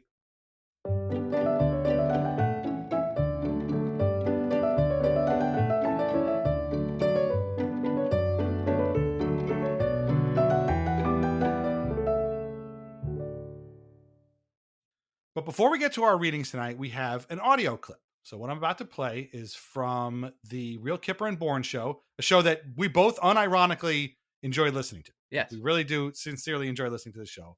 And this is from October 30th, the day after Tavares scored that 500th goal. And this clip features our friend, Justin Bourne. Justin is a great guy. We had him on Weird Islanders podcast. He couldn't have been nicer. We read his book. If you haven't read it, definitely read it. It's great. But this is him talking on the show to the producer of the show, Sam, who is a Leafs fan. He's sort of like the voice of the Leafs fan on this show. But this is Justin Bourne and Sam talking out, and I'll let them take it away. 500th goal conversation. I had an Islanders fan reach out to me and be like, that was poetic. So cars getting like that. I was like, kick rocks. Come on. I hate that. I'm rooting for the guy. It's really too bad. Okay, so Justin talks about this message he got from an Islanders fan, talking to him about Tavares' goal being very apt, being scored in a loss there. And from what I understand, you and I were talking about this. You have some insight into this particular message that Justin got, correct? Yeah, I do. I can't say who it was. Okay. Podcaster never reveals his source, but I do know someone very near and dear to me. Very, very, very near and dear. Who I hold this person in quite high esteem. Who sent that DM? And that person got the exact reaction he or she wanted out of that DM, because hearing Sammy go, "I hate that," it was just it, and the best part of this whole thing is like, well, so Tavares scores his 500th goal. The Leafs are down 6-1. There were Leafs fans in Columbus who threw their jerseys on the ice. So he scored his 500th goal for the Leafs in a game where Leafs fans in Columbus threw their Leafs jerseys on the ice to make it 6-2. He couldn't celebrate his 500th goal because of the situation. Everybody in Leafland was talking about how they wish he just didn't shoot it, and it was offsides too. And the Blue Jackets chose not to challenge it because they were up 6-1. They're like, we're not going to do that. So it was. I said, I'm sorry. The person who said that DM said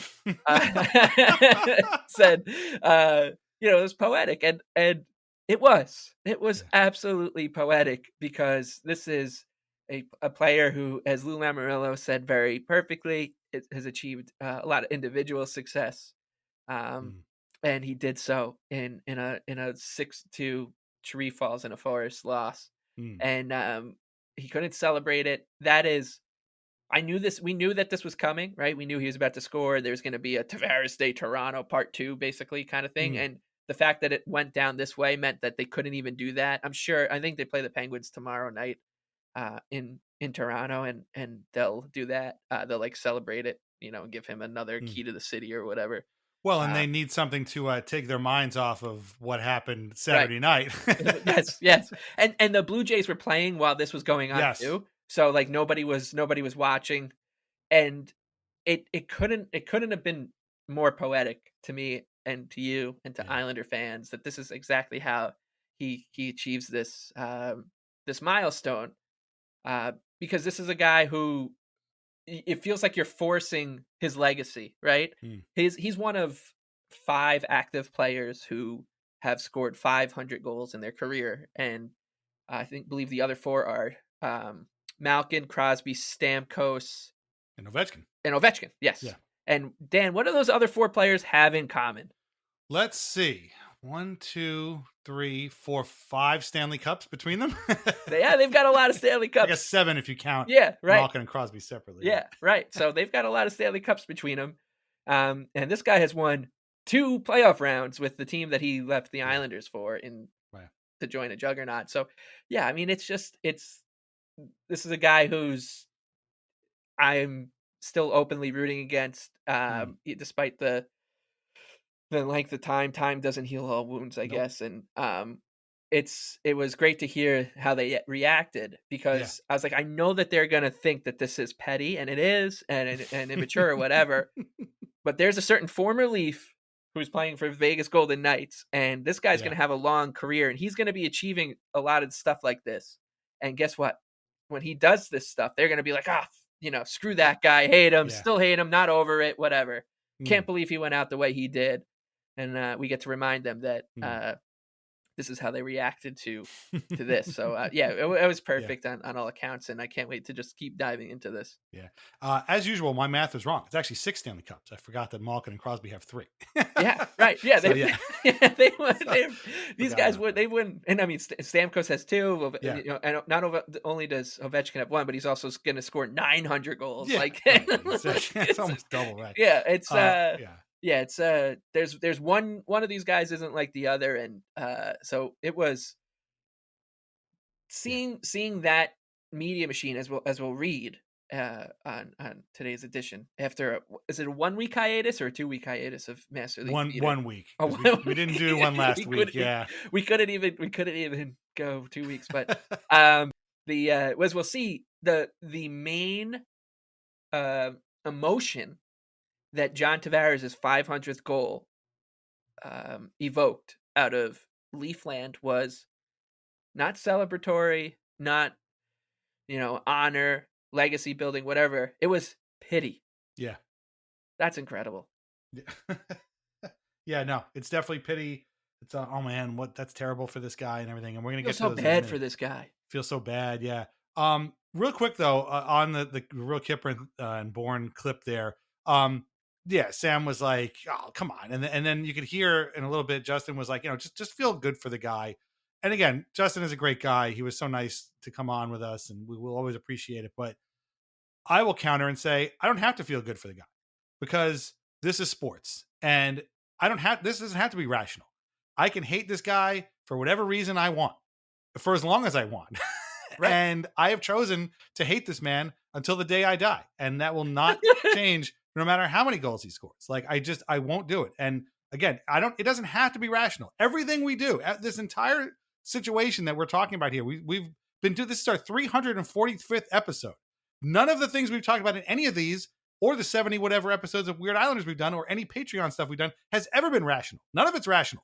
Like, that's what this is. This is the irrational distraction, fun, hobby that we all have. And so if I've chosen to dislike this man, I can do that. And I get that he's a hardworking guy. We're going to talk about that. I get that he's a nice guy, and he's an easy to coach guy, and the players all love him. And in another Leaf game that week, he helped Easton Cowan score his first goal, and he was all excited, and everybody's happy for him. And they may throw him a party for his final, whatever. I don't have to enjoy any of this. Like, I really don't. Somewhere out there is somebody that doesn't like Marty Scorsese movies, or doesn't like, chocolate ice cream, or whatever. Like, anything that you kind of people universally like, there's somebody out there that doesn't like that stuff. I hate yogurt. I can't eat yogurt. Like, it just goes right into my nostrils, and it makes me want to gag. And I don't like to live like this, because my wife and daughter both love yogurt. The whole world loves yogurt.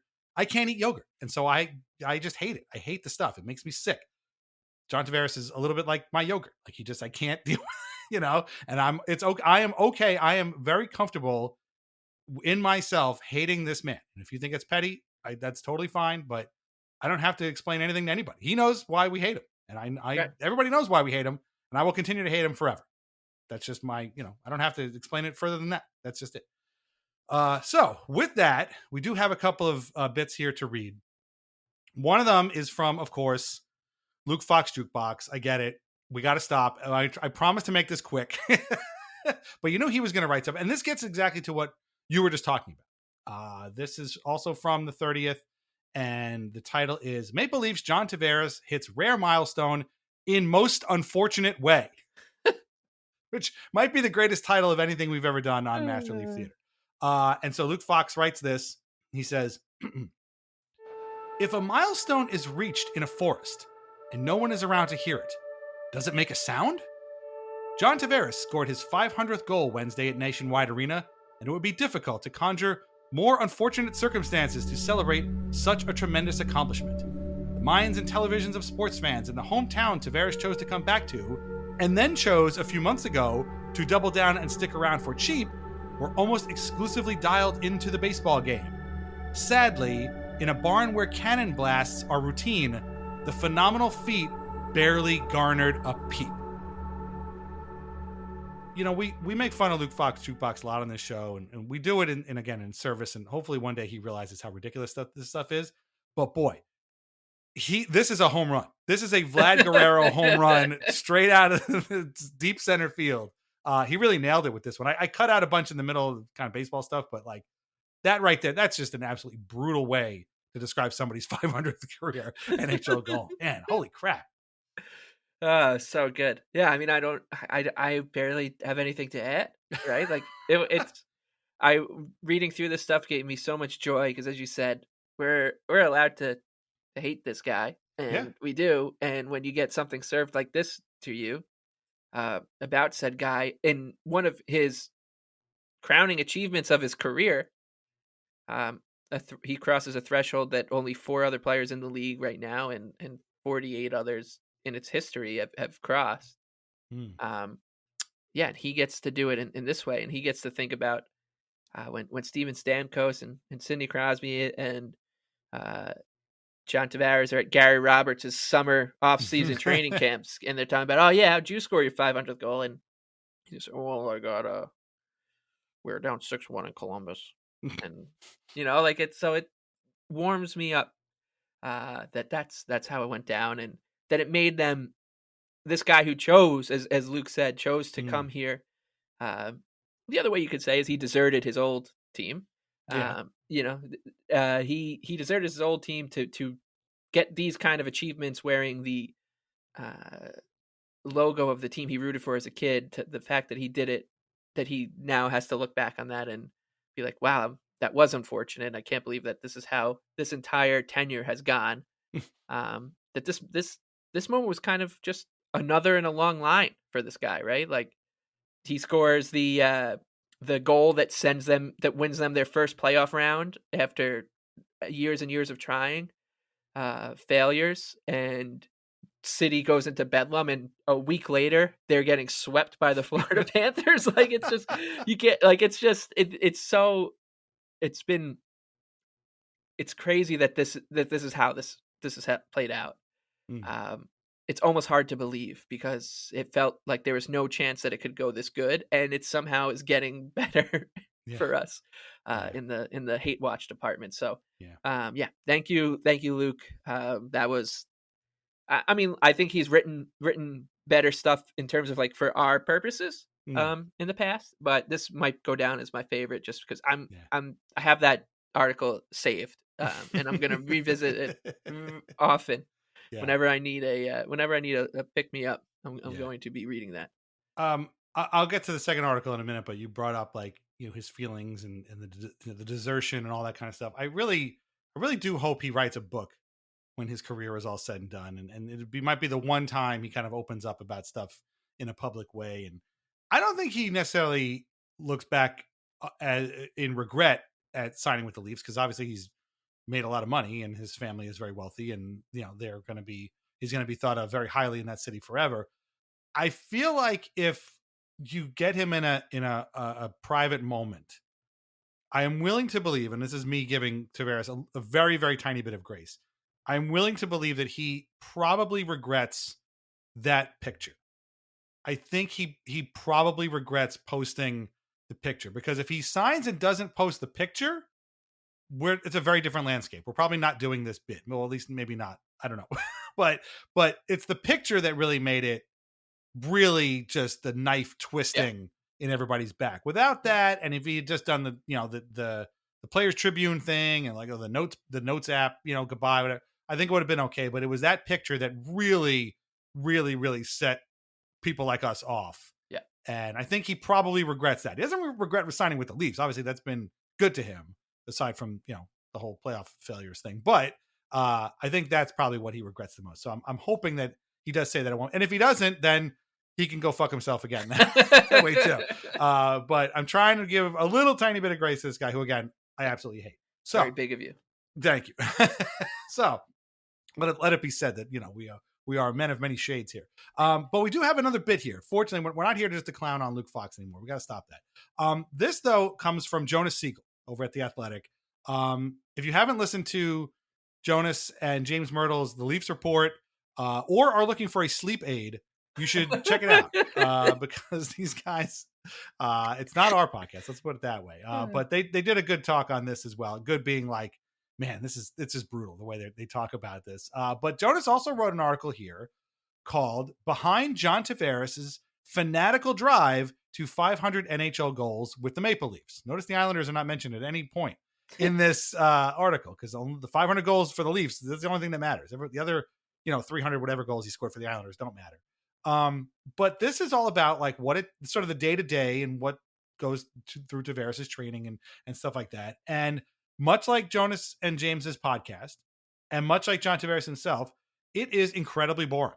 And so the article, like, John Tavares is a premier athlete. Like, you expect him to eat certain things and train his body and do certain things to keep him at peak physical, you know, performance, not unlike Batman or something like that. And so this kind of stuff all makes sense. It's not him that's weird. It's that writing of this makes it seem as if this is all like revolutionary stuff, when it's just a boring guy being boring about his job.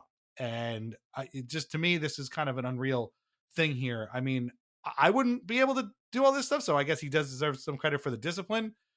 He's going to be playing for a long, he might be playing until he's, you know, 45 years old. I can totally see that too. I hope not. But the way this is framed is, wow, isn't this incredible? And when you read it, you're just like, I guess, I don't know. Like, I don't know. It's very weird. I mean, before I read the thing, did you check this out? And like, what did you think of it? Yeah, I did. And I also, in that same Kipper and Bourne episode, Kipper was like kind of making fun of Tavares for some of these things. He's like, that's not going to play well. I've been in these rooms with guys like this, and there's going to be some guys that are pissed off that you need to leave the window shade open on every flight so you get vitamin D. I remember that now. Yeah. Right. So, yeah. And as you said, like, this is their specialty. Jonas is a master of his craft of taking the most mundane stuff and making it seem revolutionary. The two of them talking about Matthew Nyes, and on this particular episode was hilarious, because they were talking about how he's been a crazy find for the Leafs, even though he was a second round draft pick, as if he was the first second round draft pick to ever turn into a bona fide like NHL producer. So yeah, these guys just don't understand that like the rest of the NHL does happen around. Like there are other teams that are participating, and these things go on. And I'm sure if you asked Mark Gatcomb what his day to day is like, maybe it's not as maniacal as this one is, but it's probably got a lot of the similar threads. Like he probably eats healthy, works out, likes getting out in the sun. Make sure he gets some sleep, make sure he recovers, maybe he reads. Like this is not reinventing the wheel here from anyone. So I'm very excited to jump into it. Yeah, I'm going to read some stuff, but like some of the stuff Jonas talks about here is Tavares wearing the blue Maple Leafs workout gear. No, really? Or using those blue blocker glasses. It's like, yeah, I have a buddy at work that wears them too, because we're on computers all day. Like, that's what they do. Like, I don't understand. This isn't really all that. Or like, you know, the way he sort of does Pilates and yoga. It's like, yeah, okay, I could buy. A lot of people do Pilates. That's cool. Like, so anyway, but yeah. So let me read this thing. This is about halfway down, and it starts with. There's actually two sections I'm going to read here, but this first one is about halfway down, just above a picture of Tavares on a stationary bike, which again is like, yeah, okay, like these guys, that's what they do, right? That's why they have all these incredible bikes. I'm going to try and do this in like my best David Attenborough voice if I can. I'm probably going to fail. But anyway, he writes, in Tavares' world, there is a reason behind each and every decision. Take his methodical eating habits, for example. Tavares isn't one of those players who devours the same exact meal before and after every game. No, he prefers to mix it up, and not just for variety's sake. I actually think the variability is very good for me, Tavares told The Athletic in a lengthy one-on-one interview recently. The body seeing different things, getting different nutrients. Tavares likes to eat what's in season, what's fresh, and not just for the heck of it. There's a reason why certain foods are more prominent at certain times of year. When you're able to harvest that, cook that, there's probably a deeper benefit. So, yeah, I mean, athlete eats quinoa. Like, that's a big deal. I don't understand. I've eaten quinoa. I don't like it, but my wife's like, yeah, I make quinoa. Oh, all right, I guess. Like lentils, not a huge fan. Rice is great. Not a huge fan of quinoa or lentils. But, like, none of this is really all that revolutionary. It's just because it's a story about Tavares, you know, we got to write it. But really, it just sounds like very normal stuff for a premier athlete. Yeah, my favorite word in that entire bit is lengthy. It's a lengthy interview. I'm like, if I had to sit down and listen to this guy tell me about why he's eating bok choy in November because the nutrients are as dense as they'll ever be when it's in this season, when the sun is at its zenith at 9 a.m. You just know that the harvest, and he says the word harvest. It's very, it's all very, very strange and very creepy. And his persona has been foisted onto him by fans, the media, and the city, right? Like this persona they've been working so hard to make him interesting and likable and rootable to the point where like they had to give him a name a day after him in the city because of how we treated him. And they do stuff like this for him all the time because he is so dry and boring. And for us, when he was on the Islanders, we didn't care because we're like, dude, you're here for one reason. Right. We want you to win hockey games so the team doesn't move. like, you can be as boring as you want. You can eat, I don't care if I go out there and I see you just eating dirt out of a cup. I don't care. You're here to win hockey games. It doesn't matter how boring you are from head to toe. Your personality does not matter to me. Just you're here to save the team. And you don't, so we never needed to like invent this other side to him to try to like sell him on making him interesting because as we've said on numerous occasions here, like his tenure, unless you're Jonas Siegel or Luke Fox Jukebox or like the Leafs fans who bought his jerseys on July, that day in July in 2018, it's been a failure. Like there's no other way to look at it in sports terms. This guy came to a team where he was viewed as the missing piece. They already had 3 of the best players in the league on it. They had more money than any team. They're worth more money than any franchise in the sport. He was one of the most productive players in the league at the time, in his prime. He came to win this franchise in the midst of a 60-something year playoff or Stanley Cup drought, their Stanley Cup that they can burn the city down. And he couldn't get them past round 2. And he couldn't get them past round 1 7 times. So they've had to like completely reimagine the PR around him so that we can't say that. So they can't say that. So they make these kind of situations where they try to take him and make him into a likable, affable guy. But it's so hard to do because of how he is that this is the product of it. This is what ends up getting spit out that you're as a Leafs fan, you're supposed to read this and be like, God, don't you just love John Tavares? Like he orders off the menu. He goes into the coffee shop and he says, well, what's fresh today?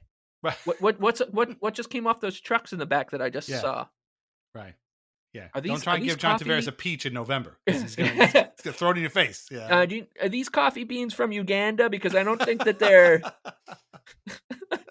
Yeah. I mean, and you said too, like when he was with the Islanders, like the boringness was what made him perfect for the Islanders because they were a complete 3-ring circus. Right. And so to have this kid who, again, was not much older than Matthew Schaefer is right now, being the stabling force of this team was exactly what they needed. and he could have been as boring as a piece of wood, and it wouldn't have mattered, because what he did, that's what they needed him to do. But here, like you said, they're trying to force us into thinking all this is revolutionary, and this is his character. Meanwhile, I bet he probably just wants to just be ignored, just let to play. I don't know. One last thing I want to read here. This is definitely my favorite part of this.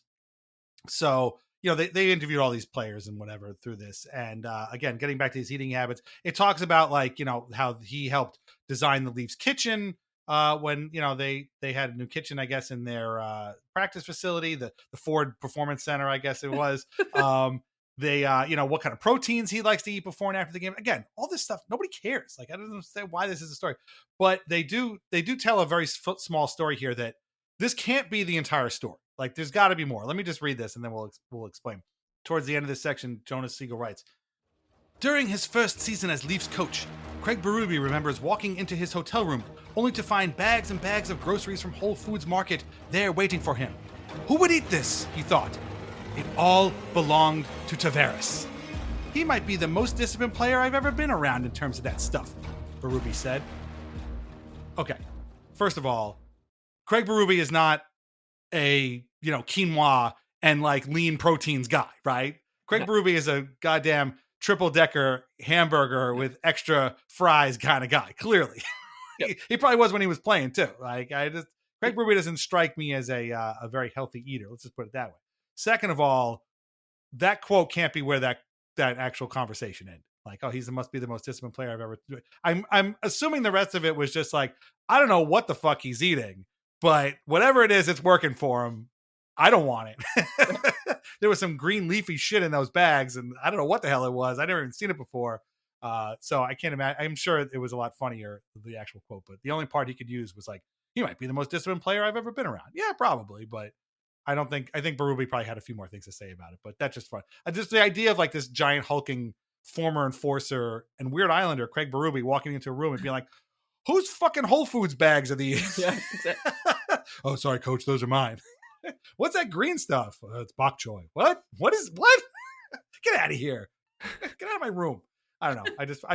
I'm sure this entire incident was way funnier than the way Jonas is presenting it here, but they can't do that because then it would be almost presenting Tavares as a human being, which they don't want to do. Yeah, it was Craig Berube. I'm sure after the Leafs lost to Columbus on whatever night that was, probably the first thing he was thinking was, I need a cigarette. That's the kind of guy that Craig Berube is. Right. I love that Tavares designed the kitchen for those poor Leafs, man. This section really just makes me go back to Kipper's quote, which was probably along the lines of what Craig Berube thought was I can't stand this. I can't be around this guy. He's walking in. He's walking into my hotel room. That's what it sounds like. He just dumped a bunch of groceries into my hotel room, right, from Whole Foods. So it was like, Coach, you should probably start eating healthier. This is what's in season. Right. Oh my God! What about those 6 hamburgers I just ordered from room service? Send them back. Yeah. No, you get out of here. Anyway, me and Willie are eating some. We just went to Wendy's, so we're good, John. Please leave us alone. Right. And cool. And was there a mention of the amulet in this? No, there was not, unfortunately. It's really sad because that was the best. And he did talk, and I'm not going to make fun of him for this, but he did talk about seeing a sports psychologist basically and talking about him stuff. And that, again, very normal thing for an athlete to do. The Islanders just hired one, as we talked about last week. And my only thing is, how much of those psychologist sessions, much like I have with my own therapist, were about him probably and his anxiety about the Islanders and playing games on Long Island. John, it's not your fault. It's like that kind of thing. So. God, man, that now I'm starting to think about a whole new bit. But anyways, it was a fun one. It's always great that this stuff kind of pops up once or twice a year with him and it's been going this way, and it's the way the Leafs are going this season, and if they continue kind of down this path, it sounds like Austin Matthews is. The knives are out for Austin, which is great. I don't know if I said it on the show, but I have a prediction that the island. Austin Matthews is going to end up on the Islanders in like 2 or 3 years.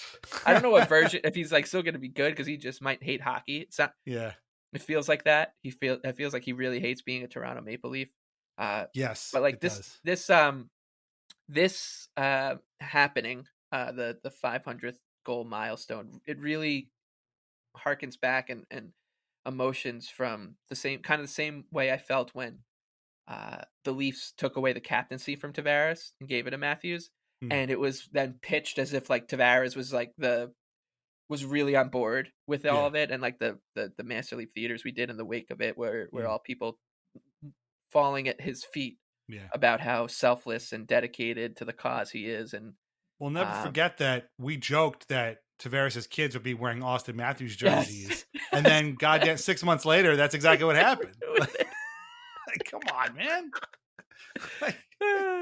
Really? So good. Yeah, it's what an incredible way to tarnish your legacy in 2 different places. Seriously, I'm totally with you that Austin Matthews seems like he wants no part of being a Maple Leaf. I cannot get on board with him being an Islander, but I'm putting my money down on the LA Kings. That to me, he wants out. It's so great. They can't. Yeah, they're ready to run him out of town like they did to Mitch. Yeah.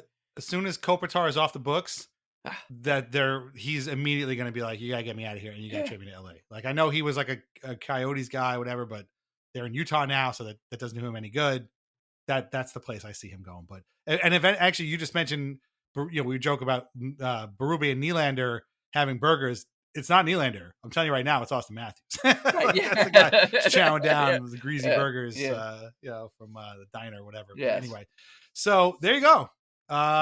Congrats to all of us on suffering through 500 goals. John Tavares. Well, not the first 350 of them, I suppose, but the next. Those ones are all right. Yeah. So, but anyway, congrats to us for making it. And that is Master Leaf Theater.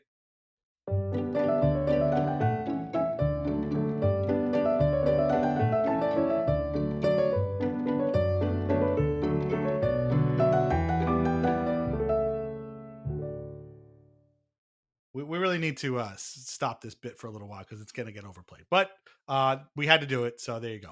Okay, so that is it for the episode. We've covered a lot here. We did put out our episode of Weird Islanders, the podcast, on Halloween Friday. Check it out. It's with our friend John Muir, who went on a hunt for Pokemon cards while on vacation with his kids and ended up finding 3 inaugural Islanders cards, which was hilarious. And so the 3 of us went on a journey of discovery for these guys. We talked about their careers. Some guys more decorated than others. We talked about Boris Karloff's guacamole recipe. Might have been some wife swapping involved going on with one of these guys' lives. It's a whole thing. So definitely check it out, especially if you missed it because of Halloween. And then we'll have another one coming out in a couple of weeks. So please check those out. Again, we are on Patreon, patreon.com/IslandersAnxiety. Ad-free episodes, bonus podcasts, written posts, chats, all kinds of stuff. Please sign up any way you can. You can try a 7-day trial as well. We are also everywhere you'll find podcasts, but give us a subscription on YouTube if you can. I was just there changing our profile a little bit, and I noticed there wasn't a ton of subscriptions. So everybody's got YouTube. Everybody has a YouTube account because you have a Google account. So just go over to find us and just click subscribe. That's all you got to do. That'll be fine. You don't have to watch us or anything there. Just do that because it's nice. Thank you. We appreciate it. Our theme song is Morning Haze by Family Dinner. Listen to more of their music on Spotify. Read Lighthouse Hockey every single day for your most up-to-date Islanders news and discussion. Islanders Anxiety podcasts are part of the Fans First Sports Network. Find us everywhere you get your podcasts. Please leave us a review wherever you can and subscribe to us on YouTube. Shop VintageIceHockey.com. Try wines from the Pinot Project. Mike, we've covered a lot here. We got to tear into John Tavares a little bit, but we also looked at 4 very crazy games, 3 games coming up, all of which are enormous, and the Islanders are in the thick of it. So they did what we asked. They haven't fallen out of it yet, but hopefully they can continue that this week. Exactly, yeah. And we'll see. I mean, we'll see what we're talking about with Matthew Schaefer a week from now, because that's kind of just become part of it too, right? It's being like, all right, like, yep. He's getting better, which is really strange too, because I'm like, that's taking some adjusting to as well. Because I'm like, oh, he won't get better than he was his 7th game of his NHL career, because that was amazing. But he's gonna get better than that. So excited that the Islanders are were able to rescue the season for the third week in a row. So hopefully they can do it again next week. Yeah, they're going to have to. Yeah, they want to, but that's a good way to put it. But yeah, so we'll see where they're at after the next 3 games, 2 at home, 1 on the road. Thanks for listening, and we'll be back next week. All right, take care. Talk to you later. Bye-bye.